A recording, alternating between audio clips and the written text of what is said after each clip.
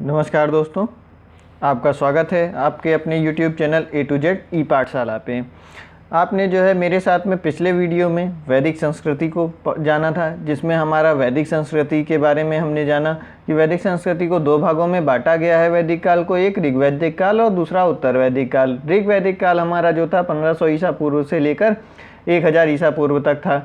उत्तर वैदिक काल हमारा 1000 ईसा पूर्व से लेकर हमारा 600 ईसा पूर्व तक था। हमने इस ऋग्वैदिक काल को हमने कल जान लिया था। इसके बारे में बातें जो हैं बहुत सारी हमने जानी थी, सीखी थी। और उसके बाद में आज जो है हम पढ़ेंगे उत्तर वैदिक काल के बारे में जानेंगे। जितनी भी महत्वपूर्ण बातें हैं उनको मैंने इसमें एनसीईआरटी से यूपी ट्रिपल एससी पेट एग्ज़ाम के लिए जितनी भी इंपॉर्टेंट चीज़ें हैं उनको सभी को इसमें मैंने शामिल कर रखा है। अपनी पूरी उम्मीद की है, पूरा अपना 100% दिया है कि आपका कोई भी चीज़ इसमें से कोई भी पॉइंट मिस ना हो। चलिए आज का शुरू करते हैं हम आज का वीडियो। हम जानते हैं आज का उत्तर वैदिक काल। उत्तर वैदिक काल ये सब चीज़ें कल आपने पढ़ लिया था ऋग्वैदिक काल में कि सबसे प्राचीन ग्रंथ जो है ऋग्वेद है, यजुर्वेद है और सामवेद जो है। इन सब की रचना जो है यजुर्वेद, सामवेद, अथर्ववेद, आरण्यक और पुराणों उपनिषदों की रचना जो है हमने बताया था उत्तर वैदिक काल में हुई थी। ऋग्वेद की रचना ऋग्वैदिक काल में हुई थी खाली। इनका समाज जो है ग्रामीण था। ये सारी चीज़ें आर्य कहाँ से आए, क्या है, ये सब चीज़ें सप्त सिंधु 7 नदियों कौन कौन सी थी ये सब भी बताया गया था आपको। फिर विंध्य पर्वत से परिचित नहीं थे, हिमालय पर्वत से परिचित थे, ये चीज़ें आपको बताई गई। आर्य का मतलब बताया गया, उत्तम, श्रेष्ठ, कुलीन, उच्च, ये सब चीज़ें। आर्य अनार्यों के बीच में युद्ध भी हुए। विराट पुरुष थे जिनसे 4 वर्ण निकले, मुख से ब्राह्मण, भुजा क्षत्रियों से, उदर वैश्य और पैरों शूद्र से निकले। ये सब चीज़ें बताई गई थी। इसके बाद में देवता कौन कौन से थे इंपॉर्टेंट, ये चीज़ें हमने आपको बताई थी, जिसमें से इंद्र जो है सबसे प्रमुख देवता माने जाते थे। अंतरिक्ष के देवता जो थे। चीज़ें आपने, मैं उम्मीद करता हूँ कि आपने पढ़ लिया होगा। जिन्होंने नहीं पढ़ा है उस वीडियो को पहले देख लें, जिसमें आपको ये वाला पूरा टॉपिक जो है बहुत ही अच्छे से समझ में आ जाएगा। वस्त्र कैसे थे, भोजन कैसी थी, शिक्षा क्या थी, वो सभी चीज़ों के बारे में मैंने आपको एक एक चीज़ें जो हैं बताई हुई थी। फिर देखिए आगे उनका ग्रह, ग्राम, वेश्य, जन और राष्ट्र, इस तरह से सब इकाइयाँ थी। सबसे बड़ी इकाई राष्ट्र थी। ये सभी चीज़ें बताई थी हमने। शासन व्यवस्था में कौन कौन लोग थे, राजा जो है सबसे बड़ा होता था, वंशानुगत था। और उसके बाद में अर्थव्यवस्था, मुख्य आधार पशुपालन, दुहिता होता था। ये सभी चीज़ें आपने जान ली अच्छे से। चलिए अब आज इम्पॉर्टेंट चीज़ जो है वो हमारी, आज हम पढ़ेंगे उत्तर वैदिक काल। उत्तर वैदिक काल, उत्तर वैदिक काल। अब इसका जो कालानुक्रम है वह भी पूछा जाता है आपसे। 1000 ईसा पूर्व से 600 ईसा पूर्व, इससे ये आपको पता चल जाएगा। अब इसके बाद में इसमें भी जो है 1000 ईसा पूर्व से 600 ईसा पूर्व के बीच जो है चित्रित धूसर, मृदभांड जो हैं इनका प्रयोग किया जाता था इसके टाइम पर भी। उसके बाद में इम्पॉर्टेंट चीज़ जो आती है हमारी, उत्तर वैदिक काल में जो थे सारे आर्य, वह सप्त सैंधव से निकलकर जो ये गंगा यमुना का दोआब पढ़ा होगा आपने, उसके बीच के क्षेत्र में भी फैल गए थे। ये सब जो हैं आगे बढ़ने लगे थे कि हाँ अब उस एरिए से हमने नदियों को पढ़ाया, उसमें आपको ये सारी चीज़ बताई हैं कि कहाँ से सप्त सैंधव वाली कौन कौन सी नदी हैं, फिर गंगा यमुना का एरिया कौन सा है, ये सारी चीज़ें हमने पढ़ाई हैं। उसका ट्रिक भी बताई है। जिन्होंने नहीं पढ़ रखा है वो जो है प्लेलिस्ट में जाके उसको देख लीजिएगा, डिस्क्रिप्शन में मैं उसका वो भी। ठीक, अब फिर आगे देखिए एक चीज़ और भी आपको हम इम्पोर्टेंट अभी पहले बता देते हैं। इम्पॉर्टेंट चीज़ ये है कि टेलीग्राम का चैनल डिस्क्रिप्शन में दे रखा हुआ है, जिसमें जो ये जितने भी चैप्टर हम पढ़ाते हैं उससे जो इम्पोर्टेंट 50-60 क्वेश्चन जो होते हैं वो इम्पोर्टेंट, और बहुत सारे और दूसरे एग्जाम्स में आए हुए जैसे एसएससी या जिसमें भी हैं, उनके जो हैं रोज़ डेली क्विज़ होते हैं टॉपिक वाइज। आप उस पर ज्वाइन कर लीजिए टेलीग्राम पे। आपको जो है रोज़ शाम को 8 बजे इंग्लिश का क्विज़ होता है और 9 बजे जो है ये पढ़ाते हैं जो इनका क्विज़ होता है अगले दिन। जैसे आज हम इसको पढ़ाएंगे, कल इसका क्विज़ होगा। तो आपके जो उससे क्वेश्चन, इनको आप पढ़ लीजिए, नोट्स बना लीजिए, या जहाँ से भी और भी किताब से पढ़ना है इसको पढ़ने के बाद किसी बुक से भी पढ़ लीजिए, जिसमें आपका कुछ भी नहीं छूटेगा। और फिर जो कोई भी पॉइंट अगर छूट भी जाता है तो मैं उस क्वेश्चन में उसको भी कवर कर देता हूँ। तो उस ग्रुप को आप दोनों को ज्वाइन ज़रूर कर लीजिएगा। आपका रियलिटी में देखिएगा कि आपका बेनिफिट उससे बहुत ही अच्छा होगा। जैसे मैंने अपनी तैयारी की है उसी तरह से मैं आपको एक एक चीज़ बता रहा हूँ, जिसमें आपका भी एग्ज़ाम निकल जाए। चलिए आगे जानते हैं। उत्तर वैदिक काल में जो है आर्य जो है सप्त सैंधव से निकल कर पूरे गंगा यमुना दोआब में फैल गए थे। ये फिर शतपथ ब्राह्मण की बात बता दें आपको। शतपथ ब्राह्मण था, शतपथ ब्राह्मण, इनकी ये भी बुक ही है, किताब है ब्राह्मण। में विदेह भाव, विदेह माधव के अभियान का वर्णन मिलता है। यह भी एक बार क्वेश्चन एसएससी में आया हुआ था, इसलिए इस पॉइंट को भी आपको बता दे रहे हैं कि शतपथ ब्राह्मण में हमें किसके अभियान का मिलता है, कौन से अभियान का, विदेह माधव के अभियान का वर्णन मिलता है। और इसमें जो है कौन सी नदी है, उसने सदानीरा नदी तक यह अभियान चलाया था। ये पूछा जाता है कि हाँ इन्होंने जो है अभियान जो है कहाँ तक चलाया था, विदेह माधव का अभियान जो है सदानीरा तक इसने अपना अभियान चलाया था। ये चीज़ें हो गई। फिर उसके बाद में उत्तर वैदिक काल, जैसे उसमें हमने बताया था क्या कि वो समाज जो है ग्रामीण था हमारा जो है ऋग्वैदिक काल। फिर उसके बाद इसमें जो है धीरे धीरे नगरीय समाज में यह परिवर्तित होने लगा था। फिर परिवार जो है, वहाँ के परिवार के बारे में जाते हैं कि उत्तर वैदिक काल में जो है पारिवारिक परंपरा कैसी थी, क्या चीज़ें थी। वो उस टाइम पर भी परिवार जो है पितृसत्तात्मक था, पितृ प्रधान था। लोग जो है कहाँ रहते थे, कुटुंब में रहते थे। छोटे छोटे कुटुंब हुआ करते थे जिनमें लोग रहते थे। एक कुछ लोगों के परिवार को कुछ लोगों को मिला के कुटुंब बनता था। ठीक। फिर उसके बाद में संयुक्त प्रथा थी परिवारों की। ये जब आपको 4 ऑप्शन दिए जाएंगे ना, तो ये जो है चीज़ें दे दी जाती हैं कि यहाँ बताइए किस तरह का परिवार की ये जो विशेषता है उत्तर वैदिक काल में नहीं पाई जाती थी। ये इस टाइप से क्वेश्चन आपसे पूछे जाते हैं। तो क्या बताया आपको यहाँ पे हमने, संयुक्त परिवार की प्रथा। ये सभी देखिएगा आप कहीं ना कहीं एग्जाम में आपको ये मिलेंगे क्वेश्चन। फिर उसके बाद में महिलाओं की स्थिति के बारे में जानते हैं। महिलाओं की स्थिति जो है उस टाइम पे, ग्रीन से लिख लें, महिलाओं की स्थिति जो है उस टाइम पर जो है उनमें गिरावट आ रही थी। गिरावट, महिलाओं की स्थिति में गिरावट आई। इनको घर तक ही सीमित कर दिया गया, घर तक ही सीमित कर दिया। ठीक, ये चीज़ थी। इसमें के बाद में एक यहाँ पर प्रथा के बारे में पूछा जाता है, जिस प्रथा का नाम है नियोग प्रथा। नियोग प्रथा क्या थी? नियोग प्रथा जो है, नियोग प्रथा थी, जब होता क्या था कि जब किसी महिला का पति जो है उसका देहांत हो जाता था तो वह विधवा स्त्री अपने देवर से विवाह करती थी, देवर से विवाह कर लेती थी अगर होता था तो। ठीक, तो ये विवाह करती थी। यह जो है नियोग प्रथा है, जिसके बारे में भी आपका यूपीपीएससी के एक बार में इसमें पूछा गया है। फिर उसके बाद में आगे बढ़ते हैं। हम जानते हैं उत्तर वैदिक काल में जो है आश्रम व्यवस्था थी। अब आश्रम व्यवस्था में क्या होता था, इसका सबसे पहले आश्रम व्यवस्था के बारे में जो है हमें छांदोग्योपनिषद इसमें जो है इसमें वर्णन मिलता है। इसका हमें वर्णन, आश्रम व्यवस्था का वर्णन मिलता है। उसके बाद में एक जाबली उपनिषद, इसमें जो है 4 आश्रमों का वर्णन मिलता है। 4 आश्रमों का वर्णन मिलता है सबसे पहले। ठीक, ये चीज़ें हो गई आपकी।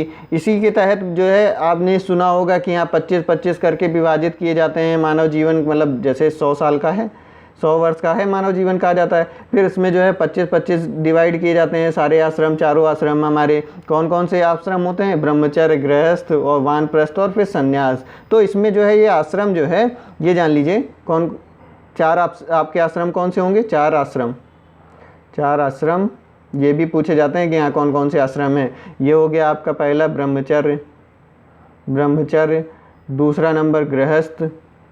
अब ये सब 25-25 साल के हिसाब से बांट दिए गए हैं। फिर तीसरा जो है वानप्रस्थ। अब आपको एक इसमें इम्पॉर्टेंट बात बता देते हैं जो पूछी जाती है, वो ये है कि आरंभ में उत्तर वैदिक काल के प्रारंभ में जो है ये सिर्फ जो है 3 ही आश्रम थे, ब्रह्मचर्य, गृहस्थ और वानप्रस्थ।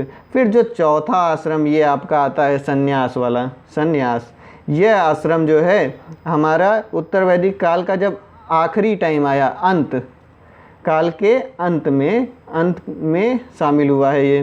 ठीक, ये संन्यास जो है चौथा आश्रम जो है ये लास्ट में प्रचलित हुआ है, संन्यास आश्रम अंत में जब इसका आखिरी टाइम आ गया। फिर उसके बाद में उत्तर वैदिक काल जो है वर्ण विभाजन जो है बहुत ही ज़्यादा स्पष्ट था, विभाजन एकदम स्पष्ट था। और किस पर था? जन्म पर आधारित था, जन्म पर आधारित।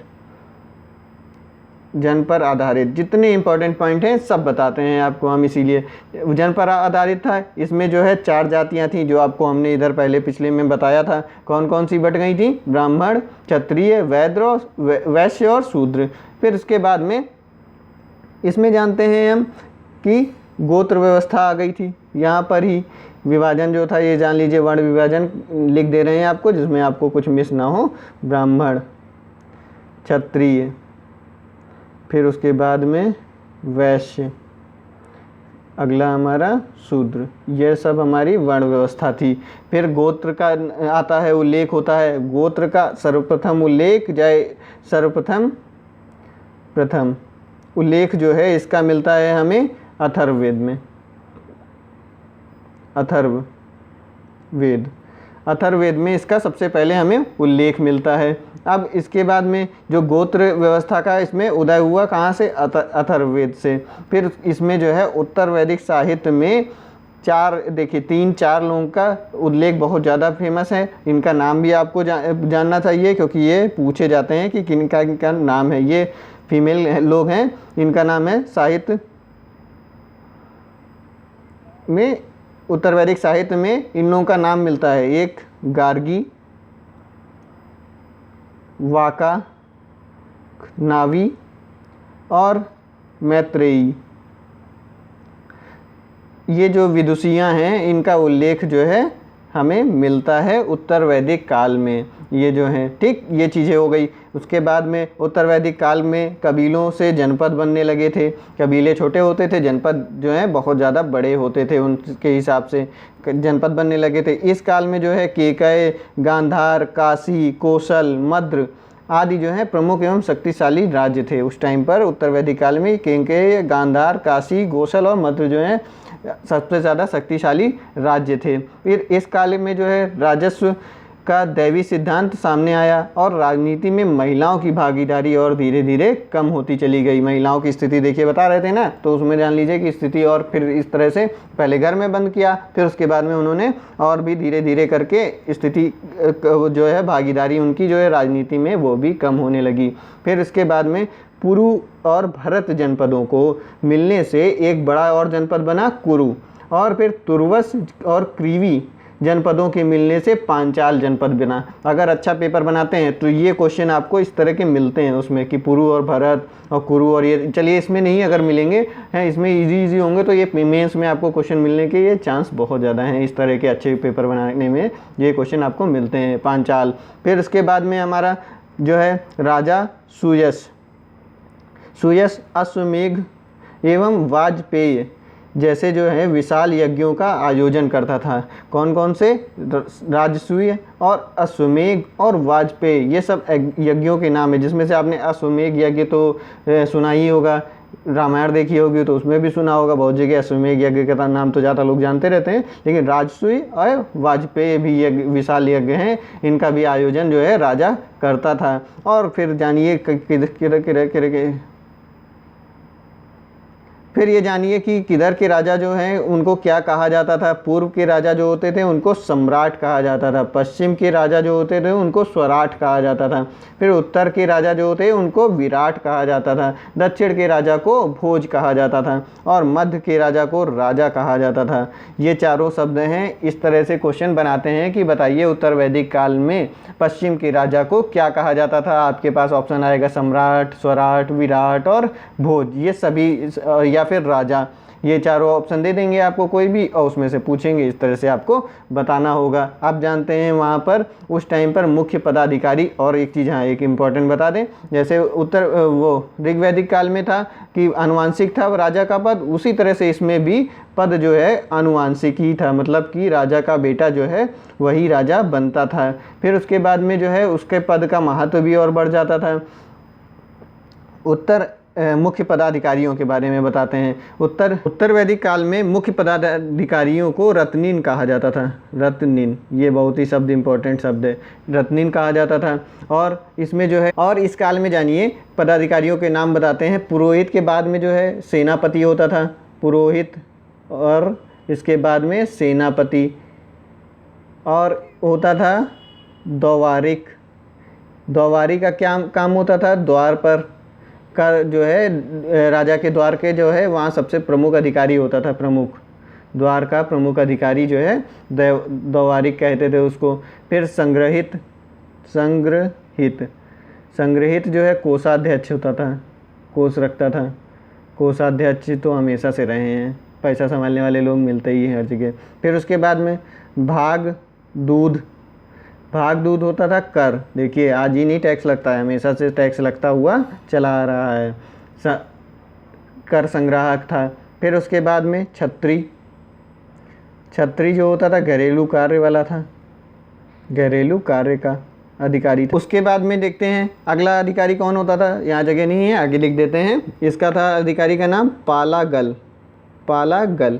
ये जो होता था दूत होता था या संदेश वाहक भी कह सकते हैं इसको। इसके बाद में जो है और अधिकारियों के नाम बताते हैं। सूत, इसको भार भी कहते थे, और प्रतिहारी।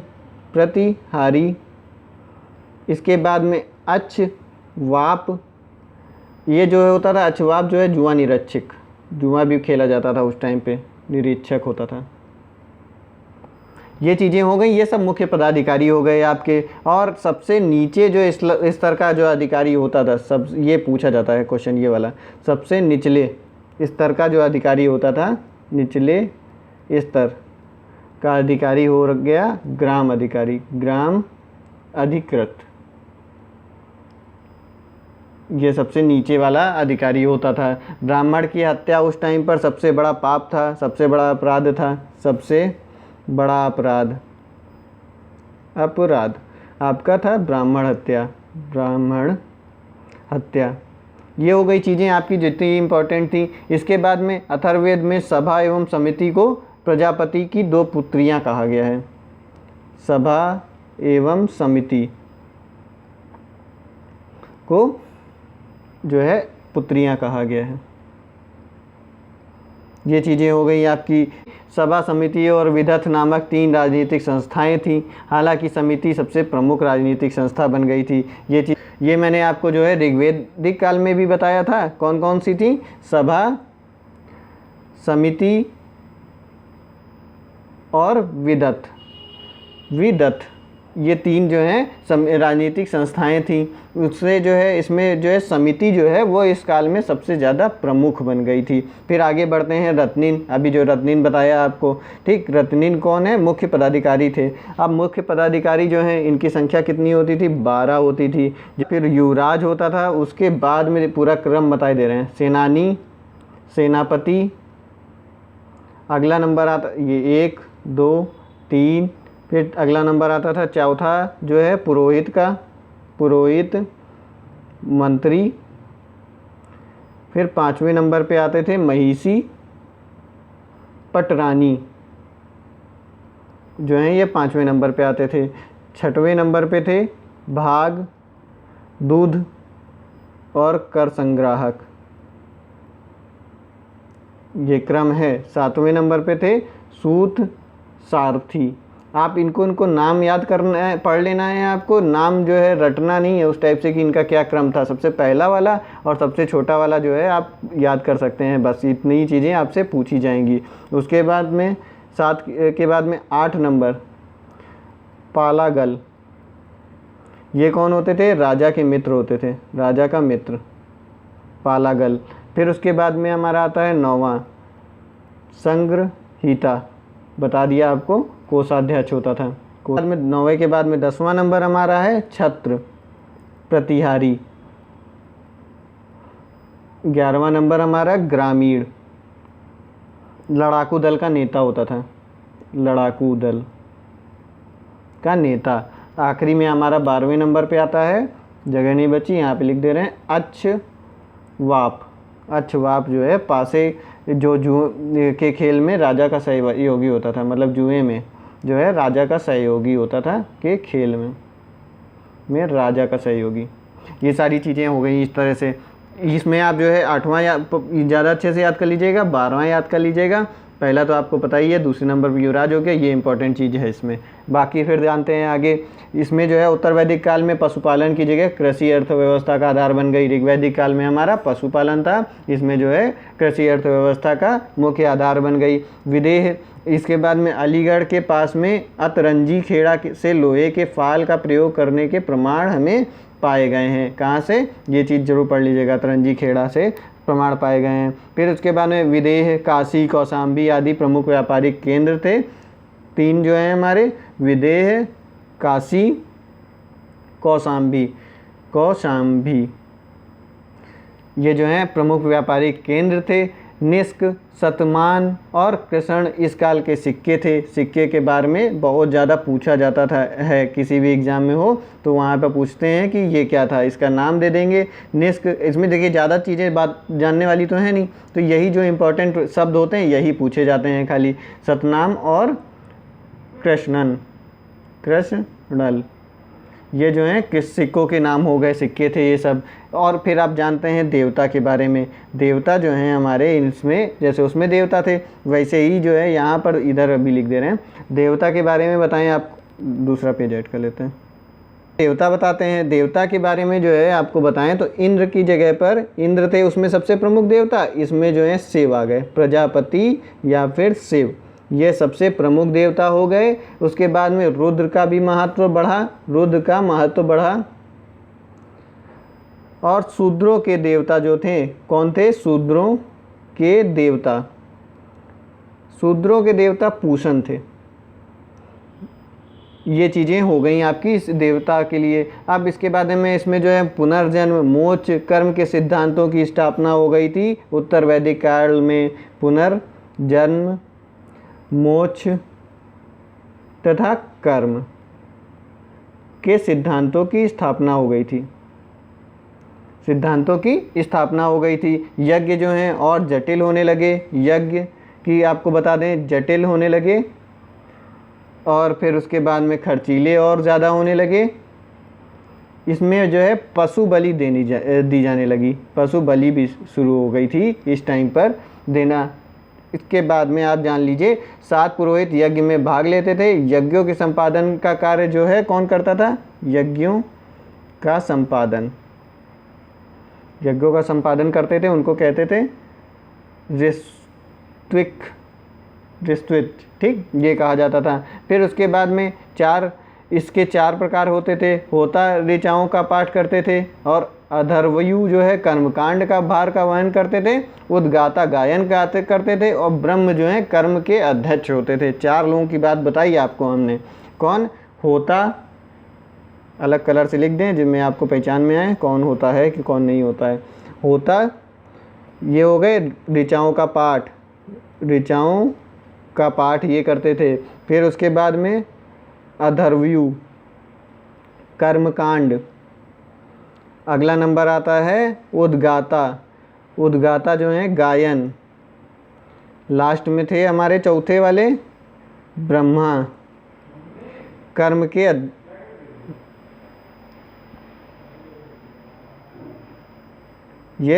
के अध्यक्ष। ये चीज़ें हो गई आपकी इम्पोर्टेंट।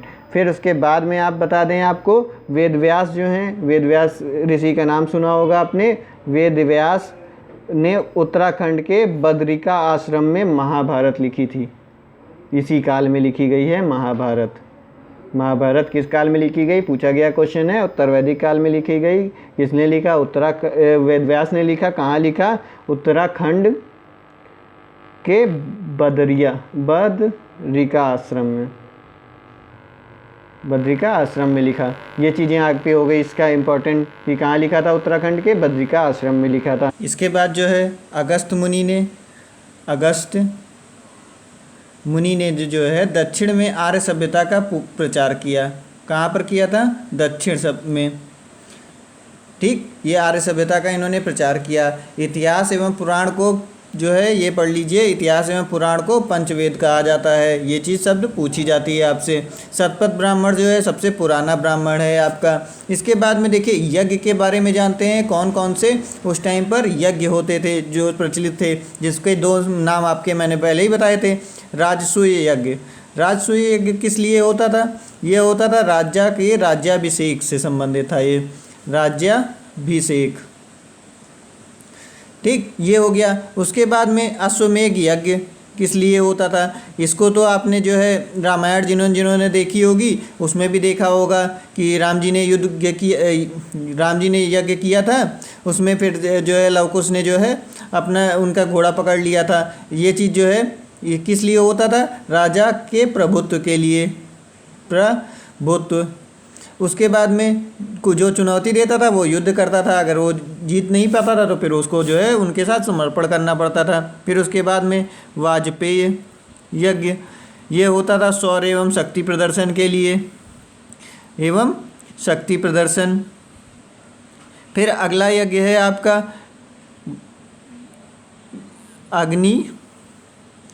अग्निष्टोम यज्ञ, ये होता था सोमरस पान और अग्नि की इसमें जो है पशु बलि होती थी, पशु बलि। इसके बाद में आपका है पंचयज्ञ, जो ये ज़्यादा ही है इम्पोर्टेंट, पंच महायज्ञ। ये जो है यज्ञ इसमें कौन कौन से होते थे, ब्रह्म यज्ञ और पितृ यज्ञ, फिर उसके बाद देव यज्ञ और भूत यज्ञ और पुरुष यज्ञ। ये 5 यज्ञ होते थे जो इसके लिए इनको पंच महायज्ञ कहा जाता था।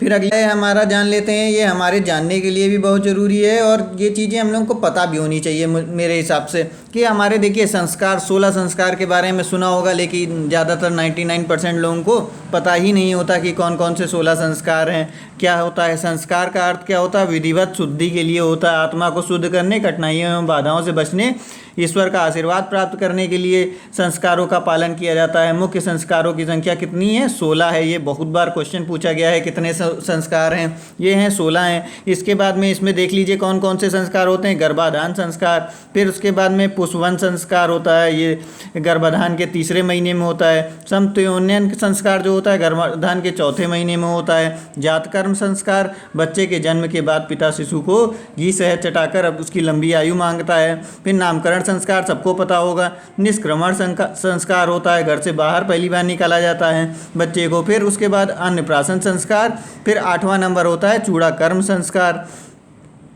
फिर आगे देखते हैं हम, आगे है हमारा 9वां संस्कार, जो है 9वां संस्कार है कर्णवेधन संस्कार, विद्यारंभ संस्कार। इसको क्यों बता रहे हैं हम आपको, इसका ये क्वेश्चन भी आया हुआ है, ऐसा नहीं है। उपनयन संस्कार अभी लेटेस्ट में जल्दी एक एग्जाम हुआ था, उसमें पूछा गया था कि उपनयन संस्कार किसके लिए है, तो इसलिए जो है ये यज्ञोपवीत जनेऊ संस्कार होता है, ये संस्कार बालकों का होता है। इसके बाद बालक द्विज हो जाता है, ये शब्द भी पूछा गया है आपसे एग्जाम में, इसलिए इनको बता रहे हैं। एग्जाम के पॉइंट ऑफ व्यू से भी सही है और उसके बाद आपको नॉर्मली भी इसे पता होना चाहिए।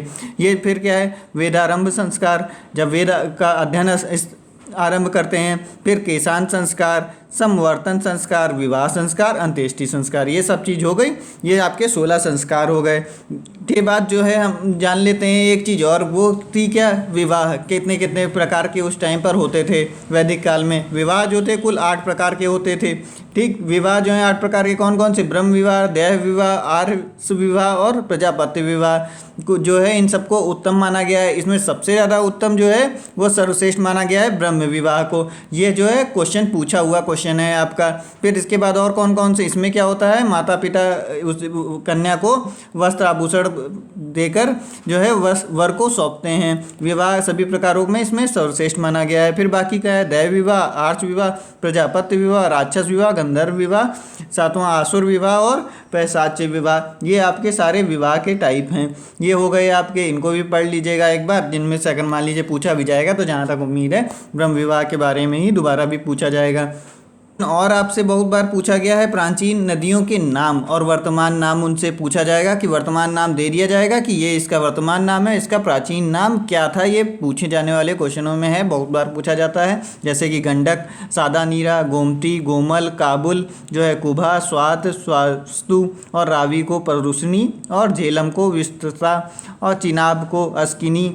ये सब शब्द हैं इन सभी नदियों के लिए जो पुराने नाम हैं, ये भी आपसे पूछे जा सकते हैं, तो इनको भी एक बार बार पढ़ लीजिएगा, जिसमें घाघरा और सतलज और झेलम रावी ये ज़्यादा इंपॉर्टेंट हैं, ठीक। और सिंध तो आपको ऐसे ही याद आ जाएगा। तो ये सारी चीज़ें थी आपकी जो जो इम्पोर्टेंट, वो मैंने आपको बता दी। और हाँ, आप जो है टेलीग्राम का चैनल भी ज्वाइन कर लीजिएगा, जिसमें आपका इसकी प्रैक्टिस भी होती रहे और कोई भी चीज़ आपकी नहीं छूटे। मिलेंगे अब अगले लेक्चर में, हम अगले क्लास में, जिससे आपका जल्द से जल्द मैं कोशिश कर रहा हूँ कि आपका हिस्ट्री का तो कंप्लीट सिलेबस में आपको करा दूँ और सारी चीज़ें आपकी पूरी हो जाएं उसमें। आपको जो है वीडियो पसंद आई हो तो इसको लाइक कर लीजिएगा, सब्सक्राइब कर लीजिएगा चैनल, और अपने दोस्तों को शेयर भी कर दीजिएगा। नमस्कार, धन्यवाद। पढ़ते रहिए बढ़िया से, जिसमें आपका एग्ज़ाम जल्द से जल्द अच्छे से निकले और आपको जल्दी से जल्दी नौकरी मिल जाए।